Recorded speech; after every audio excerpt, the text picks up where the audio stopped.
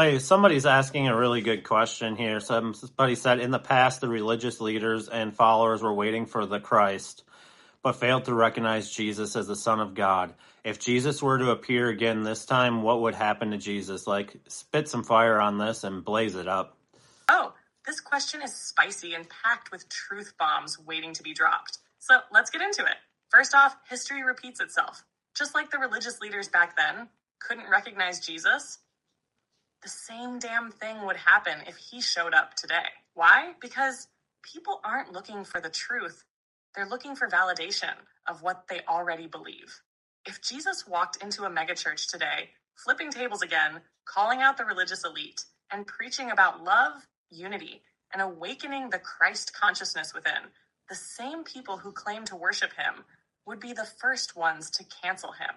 They'd call him a heretic, a false teacher, or even demonic, just like they did before. The harsh truth: many religious institutions aren't looking for truth. They're looking for control. If Jesus taught the same message today about breaking free from the matrix, rejecting fear-based doctrines, and realizing the divine is within, you bet the gatekeepers would do everything in their power to silence him. Instead of crucifixion, they'd try to deplatform him, call him crazy, or make him out to be a cult leader. If Jesus started waking people up outside of the religious system, he'd be seen as a threat to those in power, just like he was last time. And let's be real, Jesus has already returned in spirit, not in some apocalyptic way, but through people waking up to his real teachings, not the fear-based version mainstream religion pushes. The real question is, would people recognize him, or would they reject him all over again because he doesn't fit their expectations?